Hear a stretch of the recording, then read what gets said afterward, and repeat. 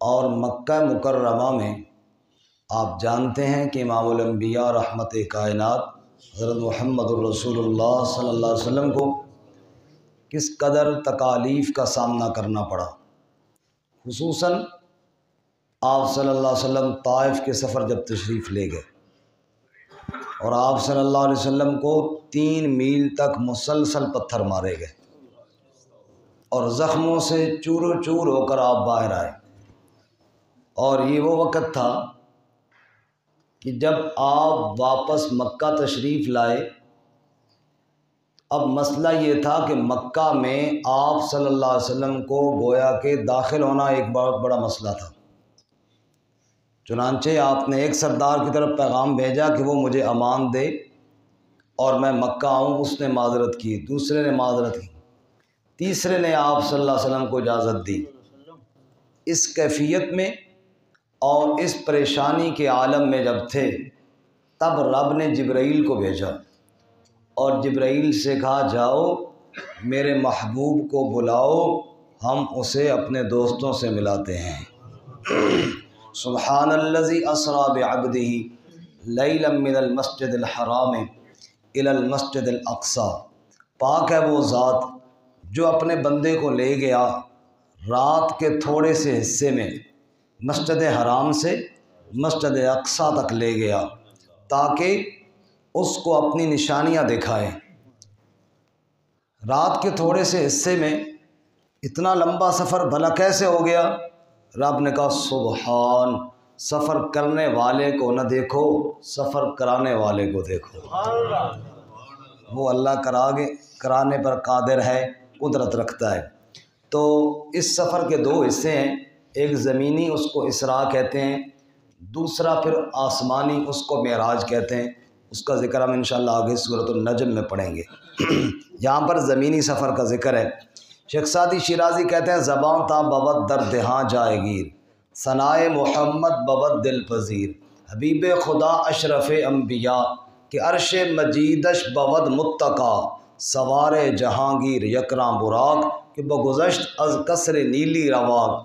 کہتے ہیں جب تک منہ میں زبان رہے اللہ کرے اس کے نبی کی تعریفیں بیان ہوتی ہی رہیں۔ کیوں نہ تعریفیں ہوں، وہ اللہ کا محبوب جو ہے انبیاء سے چنا ہوا ہے، عرش اللہ کے عرش پر جانے والا مہمان جو ہے، اور سوار جہانگیر یکراں براق، ایسی برق رفتار سواری پر سوار ہوا کہ آسمان بھی نیچے رہ گئے اور ہمارا سوار آگے نکل گیا۔ بہرحال اس کے بعد آگے اللہ تعالیٰ فرماتے ہیں بنی اسرائیل کا ذکر کیا کہ جب انہوں نے بغاوت کی، ہم نے ان پر ایسے لوگ مسلط کیے جو ان کے گھروں میں گھس گئے اور انہوں نے مارا۔ معلوم ہوا ظالم بادشاہ بعض دفعہ اپنی بدعمالیوں کا نتیجہ ہوتے ہیں، اپنی بدعمالیوں کا نتیجہ ظالم بادشاہ مسلط ہوتے ہیں۔ اللہ ہمیں بدعمالیوں سے بھی بچائے اور پھر ظالم حکمرانوں سے بھی بچائے۔ اس کے بعد آگے اللہ تعالیٰ نے کچھ احکامات کرنے کا حکم دیا۔ فرمایا وَقَضَىٰ رَبُّكَ أَلَّا تَعْبُدُوا إِلَّا إِيَّاهُ، تیرے رب نے یہ حکم دیا ہے کہ عبادت اللہ کے علاوہ کسی کی نہ کی جائے، ماں باپ کے ساتھ حسن سلوک کیا جائے، خصوصاً جب ماں باپ بڑھاپے کی حالت میں ہو جائیں، اف بھی نہیں کرنی، چھڑکنا بھی نہیں ہے، نرمی سے گفتگو کرنی ہے، خدمت کے بازو ہر وقت پھیلا کر رہنا ہے اور ان کے لیے دعائیں بھی کرنی ہے، رب ارحمہما کما ربیانی صغیرا۔ اس کے علاوہ باقی رشتہ دار ہوں، مسکین ہوں، مسافر ہوں، ان کے ساتھ بھی تعاون کرنا ہے، لیکن تعاون کا مطلب یہ نہیں ہے کہ فضول خرچی کرنی ہے، وہ بھی نہیں کرنی کیونکہ فضول خرچی کرنے والے شیطانوں کے بھائی ہیں۔ اور اپنے ہاتھ کو گردن کے ساتھ باندھ کر، یعنی بخل کرنے والا بھی نہیں بنا کر رکھنا ہے، اور اس طرح بھی نہ ہو کہ پیچھے کچھ بندہ بچا کے نہ چھوڑے اور پھر تنگ دست ہو جائے، بلکہ درمیانی راہ اختیار کرے۔ اولاد کو بھوک کے ڈر سے قتل نہ کرو، زنا کے قریب نہ جاؤ، ناحق کسی کو قتل نہ کرو، اور یتیم کے مال کے قریب نہ جاؤ، وعدہ خلافی نہ کرو، ناپ تول میں کمی نہ کرو، لوگوں کے عیبوں کے پیچھے نہ پڑو، فلانا کیا کرتا ہے، فلانا کیا کرتا ہے، لوگوں کے عیب مت تلاش کرو، زمین پر اکڑ اکڑ کر نہ چلو، نہ تو زمین پھاڑ سکتے ہو نہ سینہ تان کے پہاڑوں کی بلندیوں کو پہنچ سکتے ہو۔ یہ جتنے بھی کام اللہ تعالیٰ نے بتائے ہیں ان پر عمل کرو، جن کاموں سے رکو وہ اللہ کے ہاں ناپسندیدہ ہیں۔ پھر آگے اللہ فرماتے ہیں میرے حبیب اذا ذکرت ربک فی القرآن وحدہ، جب تم قرآن میں میری وحدانیت کو بیان کرتے ہو، بعض ایسے بد نصیب ہیں ان کے دلوں میں نفرت پیدا ہو جاتی ہے، میری توحید سننے کے لیے تیار نہیں ہیں، اور اسی طرح مرنے کے بعد اٹھنے کے قائل نہیں ہیں، کہتے ہیں ہڈیوں کو کون زندہ کرے گا، ان کو کہ پتھر ہو جاؤ یا لوہا بن جاؤ، جو مرضی بن جاؤ، رب پھر بھی زندہ کرنے پر قادر ہے۔ اس کے بعد آگے اللہ تعالیٰ فرماتے ہیں میرے محبوب صلی اللہ علیہ وسلم یہ لوگ چاہتے ہیں کہ آپ موقف میں نرمی اختیار کریں، تھوڑی نرمی آپ کریں تو پھر تو وہ آپ کو دوست بنانے کے لیے تیار ہیں، لیکن نہ، آپ نے نرمی نہیں دکھانی۔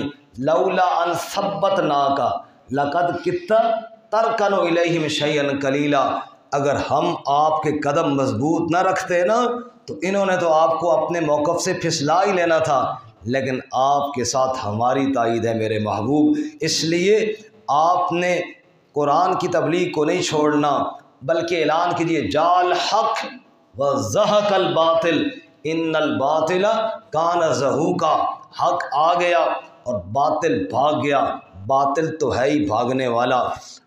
اور ان کے مطالبے کیا ہیں جی؟ بڑے عجیب و غریب مطالبات، کہتے ہیں ہم آپ کو نبی مان لیتے ہیں لیکن ہمارے کچھ مطالبے ہیں، ہماری کچھ شرائط ہیں۔ اچھا جی بتاؤ جی کیا مطالبے ہیں؟ کہنے کہ اس وقت تک تو نہیں مانیں گے جب تک زمین سے چشمے نہ اگاؤ، او تکون لک جنت من نخیل، یا باغ اگاؤ کھجوروں کے، انگوروں کے، بیچ میں نہریں جاری کر دو، نقشے دے رہے ہیں اس طرح بنا دو، او تسقط السماء کما زعمت علینا کسفا، آسمان کے ٹکڑے گرا دو اوپر سے، اور ہم نہیں مانیں گے جب تک آپ آسمان پہ چڑھ جائیں، کتاب لے کر آئیں، اللہ اور فرشتوں کو سامنے لے کر آئیں۔ جب انہوں نے یہ مطالبے کیے نا، چشمے ہوں، فلاں ہو، فلاں ہو، رب نے ایک ہی جواب دیا، بڑا پیارا جواب دیا، فرمایا کل، کہہ دے میرے محبوب سبحان ربی، سبحان، جو مطالبے تم کر رہے ہو نا یہ کام میرے نہیں، یہ میرے رب کے کام ہیں۔ سبحان ربی، رب میرا شریکوں سے پاک ہے۔ حل کنت الا بشر الرسولا، میں تو ایک انسان ہوں جسے اللہ نے رسول بنایا ہے، باغ اگانا، نہریں جاری کرنا یہ میرے کام نہیں، یہ کس کے کام ہے؟ قل ادعوا اللہ او ادعوا الرحمن، پکارو رب کو، اللہ کہہ کر پکارو تمہاری مرضی، رحمان کہہ کر پکارو تمہاری مرضی، ایما تدعو فلہ الاسماء الحسنی، جو نام مرضی لے کر پکارو، رب کے سارے ہی نام بڑے پیارے ہیں۔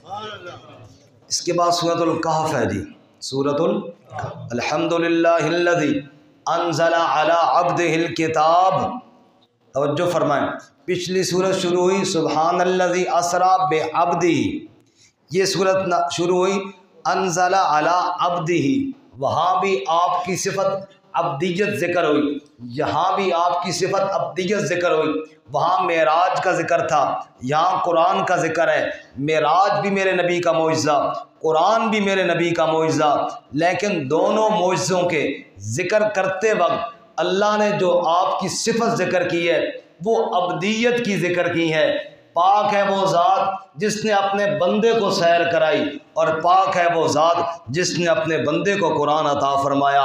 رب فرماتے ہیں آپ رسول بھی ہیں، آپ نبی بھی ہیں، خاتم النبیین بھی ہیں، شفیع المذنبین بھی ہیں، سارے کمالات ہیں، لیکن میرے محبوب میرا تو پیارا بندہ ہے نا، میرا تو بندہ ہے۔ میں اس کی مثال عرض کروں، ایک آدمی ہو، ڈاکٹر ہو، انجینئر ہو، اور بہت سارے اس کے پاس عہدے اور ڈگریاں ہوں، لیکن ماں اس کو کہے نا ڈاکٹر صاحب میری بات سنو، اس میں لذت نہیں جتنی ماں کہے میرا پتر، میرا بیٹے ادھر آؤ میرے پاس بیٹھ کر میری بات سنو۔ رب کہتا ہے میرے محبوب تیرے سارے عہدے اپنی جگہ پر ہیں، لیکن میرا تو پیارا بندہ ہے نا، اس لیے میں نے تجھے قرآن دیا ہے، اس لیے میں نے تجھے معراج کرایا ہے۔ اب انہوں نے سوال کیے جناب یہودیوں نے، پکوا کر بھیجے مشرکین مکہ کو، مشرکین مکہ تھے بالکل جاہل، یہ گئے یہودیوں کے پاس، ذرا کوئی مشکل سوال بتاؤ تاکہ ہم نبی صلی اللہ علیہ وسلم سے پوچھیں۔ جیسے ہمارے آج کل کے نوجوان ساتھی گوگل پہ سرچ کرتے ہیں مشکل سوال، پھر آ کے مجھ سے پوچھتے ہیں، سمجھ آئی نا، کہ مولوی نو پھساساں کہ پتہ چل سی جواب دے سکتا ہے یا نہیں جواب دے سکتا۔ پہلے جاتے تھے یہودیوں کے پاس پوچھنے کے لیے، اس وقت گوگل تھا کوئی نہیں، سمجھ آئی، اور آج کل وہ یہودیوں نے ساری چیزیں گوگل میں ڈال دی ہیں، آج کل گھر بیٹھے آرام سے بندہ پوچھ لیتا ہے۔ یہ وارداتیں پہلے بھی ہوتی رہی ہیں، سمجھ آئی ہے نا۔ ایک سوال وہ ہوتا ہے جو بندہ اس لیے کرے کہ یار میرا علم میں اضافہ ہو جائے یا کوئی عمل کا شوق ہو جائے، یہ تو ہے سوال۔ اور ایک یہ ہوتا ہے کہ ذرا سوال اس کو نہیں کہتے، پنجابی میں کہتے ہیں، پھر ہمارے پٹھان بھائی کہیں گے کہ آپ پنجابی بولتے ہیں، پشتو کا لفظ آتا جو نہیں تو کیا کریں، پنجابی میں کہتے ہیں اڑے کا پاؤنا، اڑے کا سمجھے وہ کسی کو رکاوٹ ڈالنا، پھنسانے کی کوشش کرنا۔ فرمایا وہ سوال کا کوئی فائدہ نہیں بلکہ نقصان ہے، یہ شرارت ہے کہ وہ سوال کیا جائے، کوئی علمی اضافے کا شوق نہیں ہے، کوئی عمل کی نیت نہیں ہے، صرف اگلے کو نیچا دکھانے کے لیے۔ تو مشرکین گئے یہودیوں کے پاس، بس سوال نہیں، اڑیکا دسو کوئی، اے جی اڑیکا پائیے نا، کہ آپ صلی اللہ علیہ وسلم جواب نہ دے سکے، انہوں نے کہا ڈاڈا اڑیکا دسنے ہیں جی، ایسا سوال بتائیں گے جواب بھی نہیں آئے گا۔ پوچھو اصحاب کہف کون تھے، پوچھو موسیٰ اور خضر کون تھے، پوچھو ذوالقرنین کون تھے، لگ پتہ جائے گا جواب آتا ہے کہ نہیں آتا۔ توجہ کرنا، اللہ تعالیٰ نے جواب میں ارشاد فرمایا ام حسبت ان اصحاب الکہف والرقیم کانوا من آیاتنا عجبا، اور تم نے کیا سمجھا اصحاب کہف کا واقعہ کوئی بڑی ہی عجیب نشانیوں میں سے ہے اور جس کا جواب بڑا مشکل ہوگا۔ اللہ کہتے ہیں اور تمہارا علم اتنا سارا ہے، تمہیں بڑا لگ رہا ہے، رب کے ہاں تو ایسے ہزاروں واقعات موجود ہیں۔ میں اللہ بتاتا ہوں اپنے محبوب کو کہ یہ واقعہ کیا تھا۔ انہم فتیۃ آمنوا بربہم، چند جوان تھے اپنے رب پر ایمان لائے، وزدناہم ہدا، ہم نے ان کو ہدایت میں مزید بڑھا دیا، وربطنا علی قلوبہم، ہم نے ان کے دلوں کو ایمان پر پختگی نصیب فرمائی۔ وقت کے حکمران کے سامنے کھڑے ہوئے اور کہنے لگے ربنا رب السماوات والارض، ہمارا رب وہ ہے جو آسمانوں اور زمین کا رب ہے، لن ندعو من دونہ الہا، اس کے علاوہ ہم کسی الہ کو نہیں پکاریں گے، اگر پکاریں تو پھٹک جائیں۔ وقت کا حکمران دھمکیاں دیتا ہے، باز آ جاؤ، موقف تبدیل کرو ورنہ کچلے جاؤ گے، مارے جاؤ گے۔ اب وہ آپس میں مشورہ کرتے ہیں، ادھر تو انہوں نے چھوڑنا نہیں ہے، یہ تو کفر و شرک کی طرف بلاتے ہیں، کیوں نہ ہم یہاں سے نکل کر کہیں غار میں چلے جائیں، چھپ جاتے ہیں، کم از کم اس شرک والے عقیدے سے تو بچ جائیں گے نا۔ اللہ فرماتے ہیں پھر میرے ولی جا کر غار کے اندر سو گئے۔ کہاں گئے جی؟ فضربنا علی آذانہم فی الکہف سنین عددا، ہم نے نیند ان کے کانوں پر دے ماری۔ دیکھو نا، ایک ہوتی ہے تھوڑی ہلکی نیند جو آنکھوں پر ہوتی ہے، جیسے ابھی کئی لوگوں کی آنکھوں پر آئی ہوئی ہے ماشاءاللہ، تھوڑی تھوڑی ایسی، لیکن کان جاگ رہے ہیں، سن رہے ہیں بات۔ بندہ پوچھے نا تو سبحان اللہ آنکھیں بند کر کے بھی کر دیتے ہیں سبحان اللہ، کیونکہ کان تھوڑے کام کر رہے ہیں۔ اور جب گہری نیند ہوتی ہے پھر کان بھی کیا ہو جاتے ہیں، پھر کانوں میں بھی کوئی اثر نہیں ہوتا، پھر بے شک تقریر پہ کرو ان کو پتہ نہیں چلتا۔ رب کہتے ہیں فضربنا علی آذانہم، ہم نے نیند ان کے کانوں پر دے ماری، مطلب بالکل گہری نیند سو گئے۔ اچھا یا اللہ کتنا وقت سوئے؟ فرمایا سنین عددا، کئی سال تک ہم نے سلا دیا۔ سبحان اللہ۔ نقلبہم ذات الیمین و ذات الشمال، کروٹیں بھی ہم خود ہی ان کی تبدیل کر دیتے تھے، کبھی دائیں جانب اور کبھی بائیں جانب۔ اور وَقَلْبُهُمْ بَاسِطٌ ذِرَاعَيْهِ بِالْوَسِيدِ، توجہ کرنا، اللہ کہتے ہیں ان کا کتا غار کے دروازے پر بازو پھیلا کر بیٹھا رہا، صدیاں بیت گئیں، اللہ کے ولی اندر سوئے ہوئی ہیں اور کتا باہر بیٹھا ہوا ہے۔ وَكَذَلِكَ بَعَثْنَاهُمْ لِيَتَسَاءَلُوا بَيْنَهُمْ، 3 صدیوں سے زائد عرصہ گزر گیا، رب نے پھر ان کو اٹھایا۔ اٹھے جناب، اچھا جی کم لبثتم، اور کتنا عرصہ یہاں پہ سوئے ہیں، کتنا عرصہ یہاں پہ سوئے ہیں؟ قالوا لبثنا یومن او بعض یوم، کہنے لگے یار ایک دن یا دن کا بھی کچھ حصہ، ایک دن یا دن کا بھی۔ بولو پھر عالم الغیب کون ہے؟ اللہ۔ نہ بتانے پہ آئے تو نہیں پتہ چلتا۔ اللہ کے ولی ہیں، اور یہ وہ ولی ہیں جن کی ولایت قرآن بیان کرتا ہے، اور صدیاں بیت گئی ہیں، سوئے رہے ہیں، لیکن سمجھ کیا رہے ہیں؟ ایک دن یا دن کا بھی کچھ حصہ۔ کہنے لگے ربکم عالم بما لبثتم، دن میں بھی شک ہے اور کچھ حصے میں بھی شک ہے۔ اچھا یار ربکم عالم، رب خوب جانتا ہے کتنا سوئے۔ اس بات کو چھوڑو، اس بحث کو چھوڑو، جس بحث کا نکال کوئی نہیں ہے، اس میں الجھنے کا فائدہ کیا؟ بات وہ کرو جو کام کرنے والی بات ہے۔ وہ یہ ہے کہ بھوک بڑی لگی ہے یار، کوئی روٹی کا انتظام کرو، کم دی گل کرو۔ اب اللہ کی قدرت دیکھو، نہیں لگی بھوک تو صدیوں تک نہیں لگی، اور لگی تو ابھی لگ گئی، نقد لگ گئی، فوراً لگ گئی۔ اچھا ایسے کرو، فَبْعَثُوا أَحَدَكُمْ بِوَرِقِكُمْ هَٰذِهِ، ایک بندے کو اپنا چاندی کا سکہ یا پیسے دے کر بھیجو، اس شہر کی طرف جائے، کھانا لے کر آئے، اور کھانا ذرا دیکھنا أَزْكَىٰ طَعَامًا، پاکیزہ لے کر آئے، کسی بے ایمان سے کوئی غیر اللہ کی نیاز نہ لے آئے، پاکیزہ کھانا لے کر آئے۔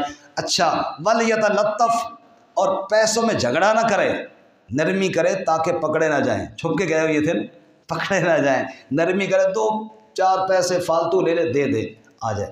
اب وہ اللہ کا ولی گیا جی، بازار گیا، سن رہے ہیں نا سارے ساتھی؟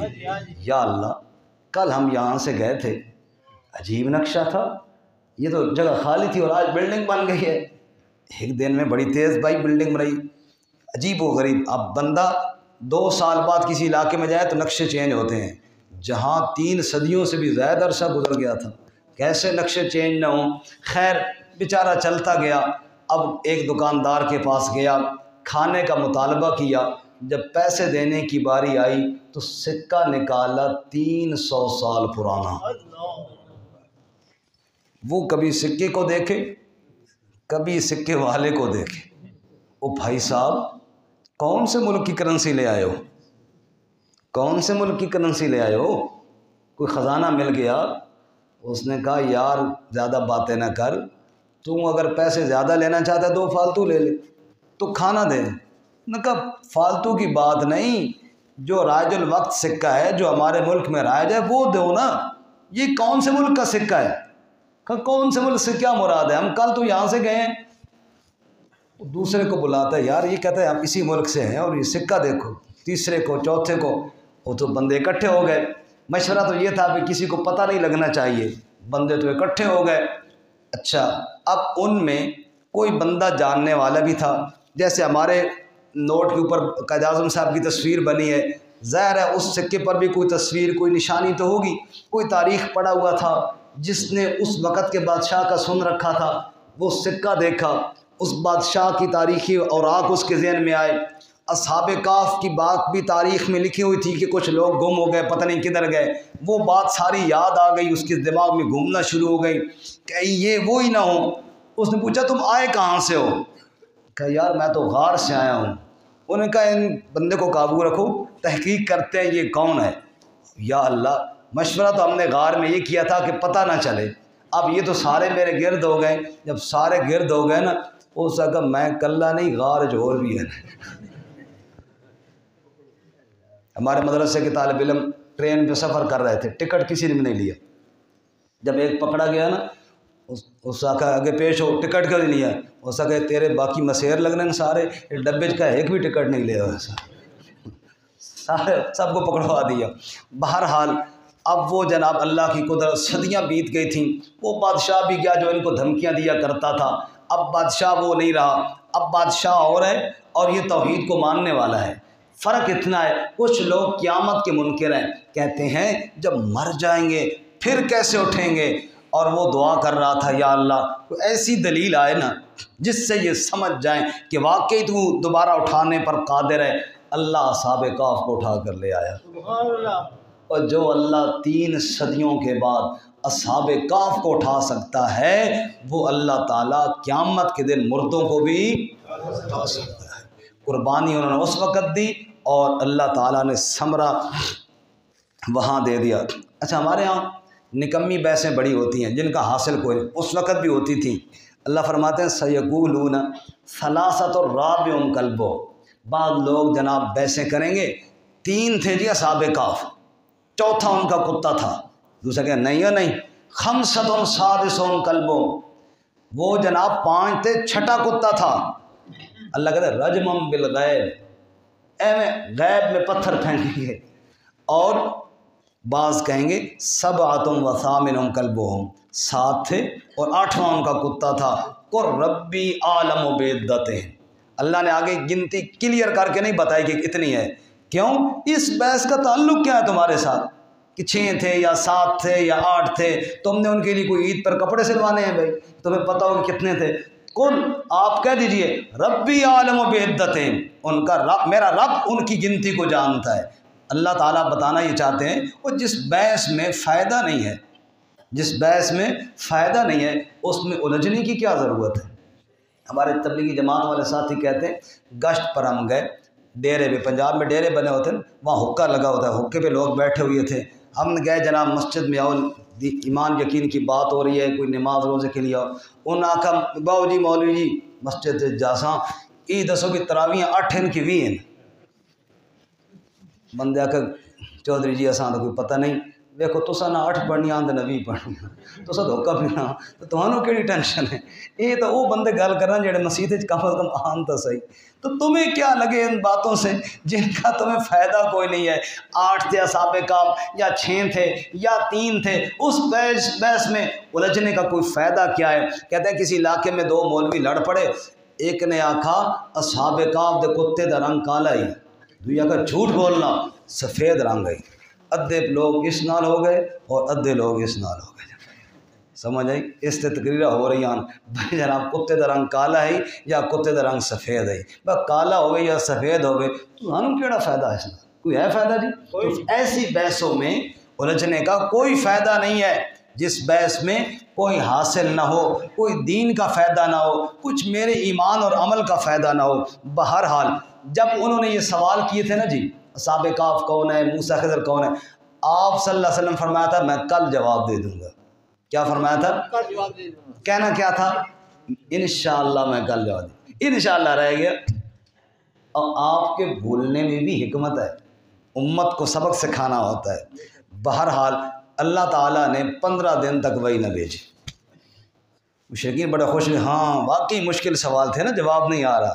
اس کے بعد سورہ کاف اتری اور اس میں یہ آیت آئی وَلَا تَقُولَنَّ لِشَيْءٍ إِنِّي فَاعِلٌ ذَلِكَ غَدًا إِلَّا إِن يَشَاءَ اللَّهُ، فرمایا یہ نہ کہا کریں یہ کام میں کل کر دوں گا، آپ کہا کریں اگر اللہ نے چاہا تو یہ کام میں کل کر دوں گا۔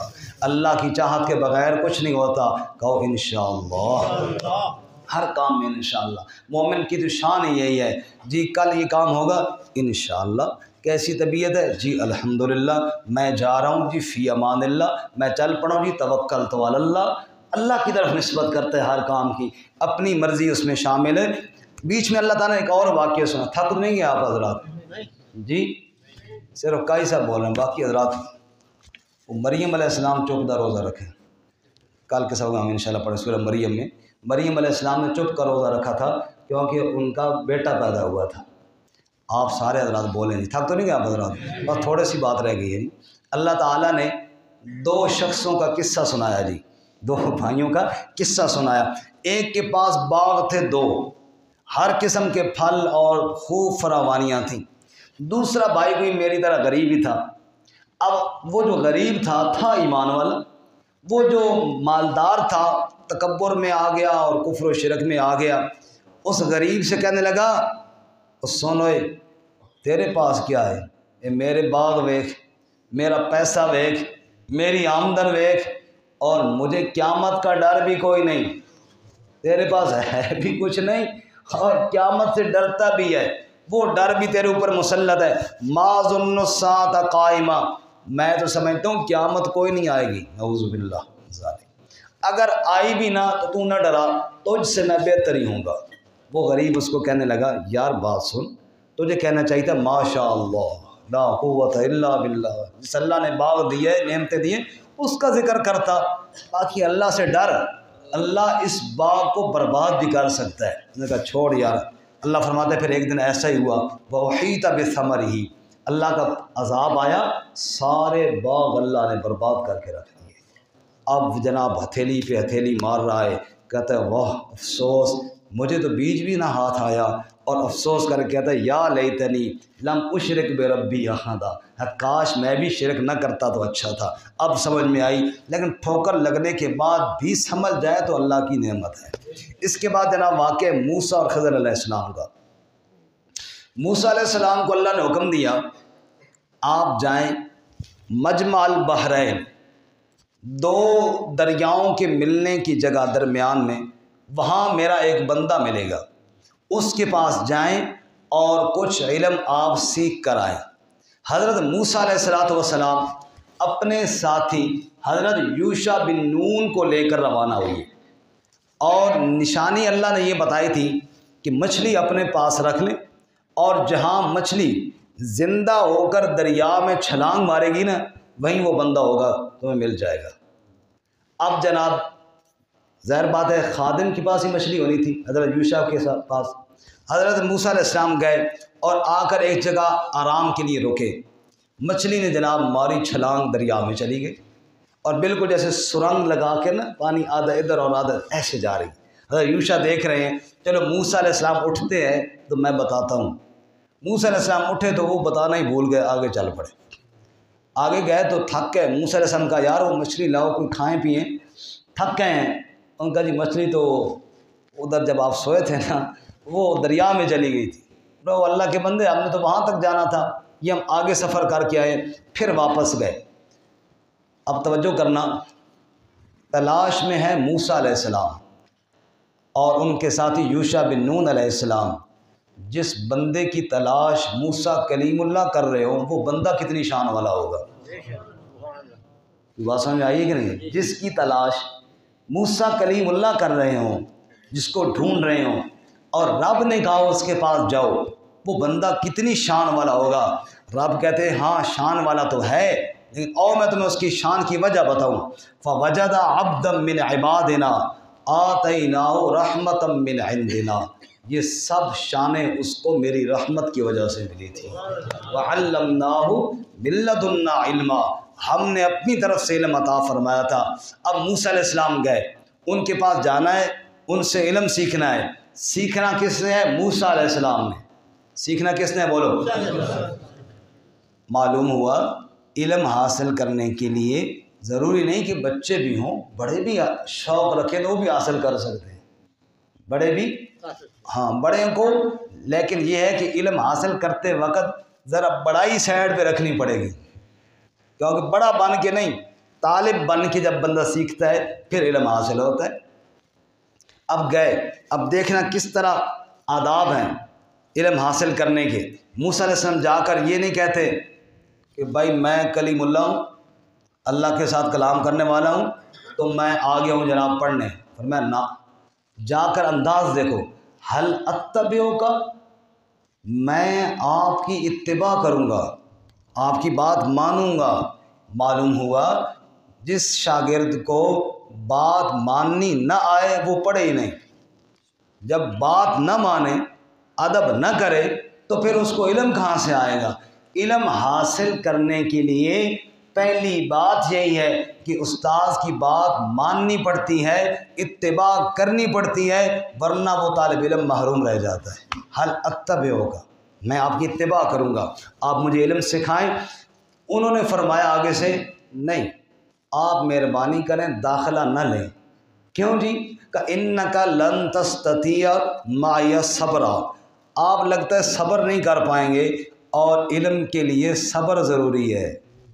علم کے لیے کیا ضروری ہے؟ علم دی پوڑی بہوں اوکھیا، متا سوکھی سمجھ کے بھول پویں، اتنے لکھاں کو آدھے پینڈے نوں متا پیروں پروانا ٹر پویں۔ پٹھانا کو سمجھ آئی کہ کوئی نہیں آئی؟ اردو والے میں کوئی نہ آئی اسی کو پٹھانا کیا ہے؟ کہتا ہے یہ علم کا جو راستہ ہے یہ بہت لمبا ہے، جوتی ٹائٹ رکھنی چاہیے، ننگے پاؤں نہیں چلنا پڑتا، یہ لمبا سفر ہے، محنت کی بات ہے۔ انہوں نے فرمایا آپ صبر نہیں کر سکیں گے۔ صبر، ہمارے استاد حضرت مولانا بشیر احمد صاحب رحمۃ اللہ علیہ خوشاب والے، وہ فرمایا کرتے تھے ایک بندہ آیا، وہ جناب سپیڈ مارے زیادہ، ہم اسے بریک لگائیں، بھائی علم کا ایک طریقہ ہوتا ہے، وہ سپیڈ مارے زیادہ ہم بریک لگائیں، وہ نہیں استاد جی لمبے علم نہ پڑھاؤ، کتاباں بچوں گزارو۔ استاد فرمایا کہ میں نے کہا آدھی کتابیں ادھر رکھ آدھی ادھر رکھ، ایک دفعہ گزر جا درمیان چل، لوگوں نے دسے نہیں میں گزر کے آ گیا علم میں جو فرمایا اس طرح تو بندہ گزر سکتا ہے، باقی اتباع ضروری ہے۔ حل اتبعک علی ان تعلمنی مما علمت، انہوں نے فرمایا آپ صبر نہیں کر سکیں گے، اور صبر کیسے کریں آپ کو پتہ ہی نہیں ہوگا کہ یہ بات میں نے کیوں کی ہے۔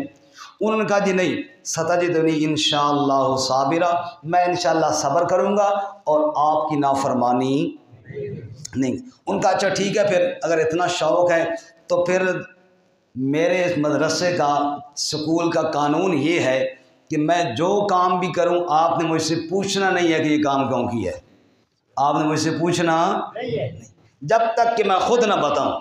موسیٰ علیہ السلام کہا ٹھیک ہے جی، آسان سی بات ہے، اتنی مشکل شرط تو کوئی نہیں، ہمیں ڈرا رہے تھے۔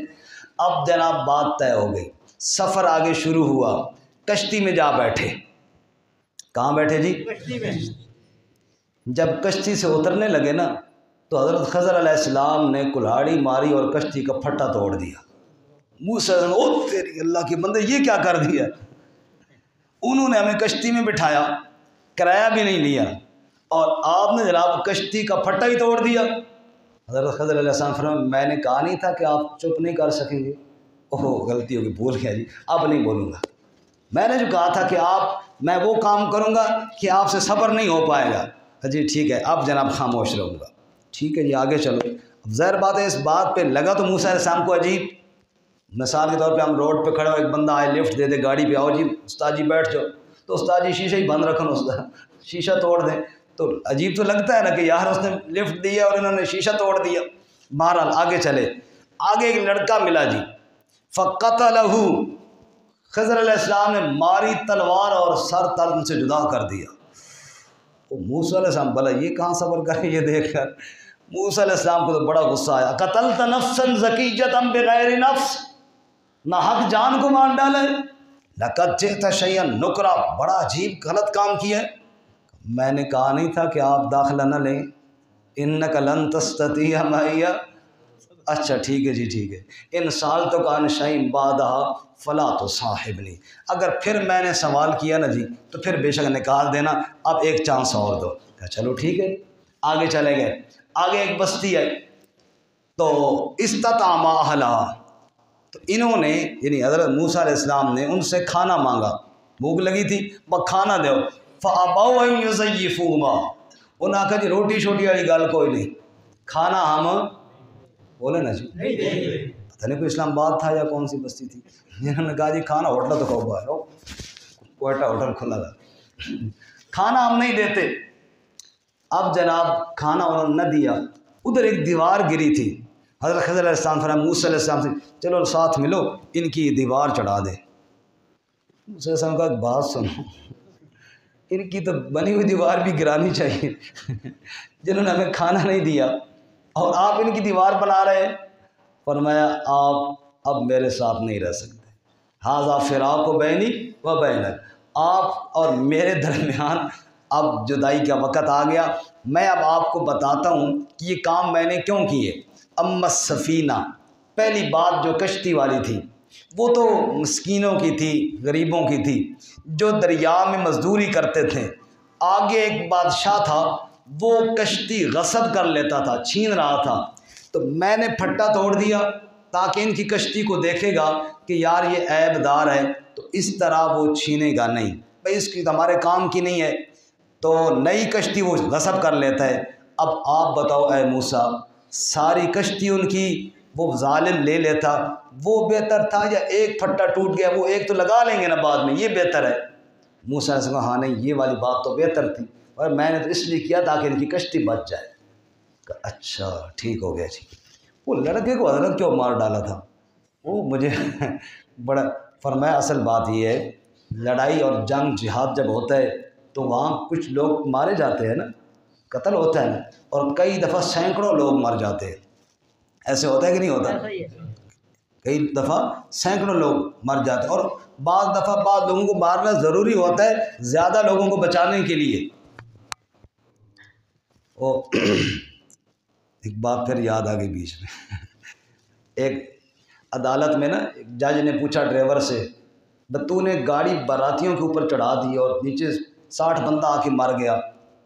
اس نے کہا جج صاحب مسئلہ یہ ہے کہ میں آپ سے ایک بات پوچھتا ہوں، آپ ڈرائیونگ کر رہے ہوں، ایک طرف ہوں 2 بندے، ایک طرف ہوں 200 بندے، اب گاڑی ایسی پوزیشن میں آ جائے کہ یا ان 2 پہ چڑھانی ہے یا 200 پہ چڑھانی ہے اور راستہ کوئی نہیں ہے، آپ بتائیں آپ کیا کریں گے؟